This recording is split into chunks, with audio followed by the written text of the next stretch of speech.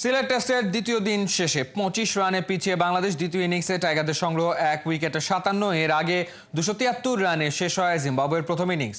৫ wicket নেন মেহেদী হাসান মিরাজ। রহমান পেয়ারের report.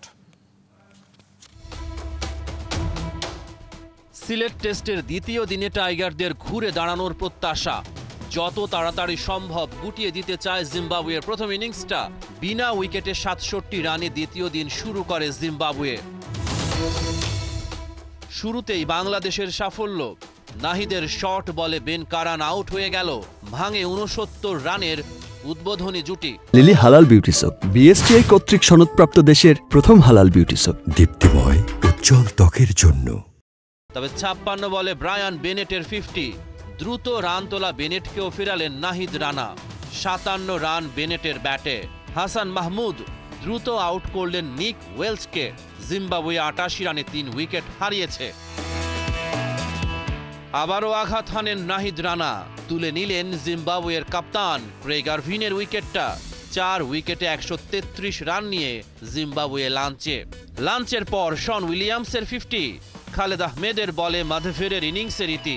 মেহেদী হাসান মিরাজ ফেরান ৫৯ run করা শন উইলিয়ামসকে। ৬ উইকেটে ২১৩ রান নিয়ে জিম্বাবুয়ে চা বিরতির পর ২ ওভারে ২ উইকেট শিকার করেন মেহেদী হাসান মিরাজ। মায়াভোর পর আউট ওয়েলিংটন মাসাকাদজা। মিরাজের বলেই বাজল ব্লেসিং মুজারাবানির বিদায় ঘণ্টা। তাইজুলের বলে নিয়াউচির সহজ ক্যাচ ছেড়ে দিলেন সাদমান। দারুণ বোলিংয়ে ক্যারিয়ারে একাদশ বার ৫ উইকেট নিলেন মেহেদী হাসান মিরাজ। প্রথম ইনিংসে ২৭৩ রানে অল আউট জিম্বাবুয়ে। ওরা ৮২ রানের লিড নিয়েছে। দ্বিতীয় ইনিংসেও সাদমান ইসলাম ব্যর্থ। ৪ রান করে আউট হয়ে গেল। ২ বার জীবন পেয়েছেন মাহমুদুল হাসান জয়। শেষ বিকেলে বাংলাদেশ আর কোনো উইকেট হারায়নি। ১ উইকেটে ৫৭ রানে দ্বিতীয় দিনের খেলা শেষ করে বাংলাদেশ। জয় ২৮ আর মুমিনুল ১৫ রানে অপরাজিত। টাইগাররা জিম্বাবুয়ের চেয়ে ২৫ রানে পিছিয়ে। রহমান পেয়ার, ৭১।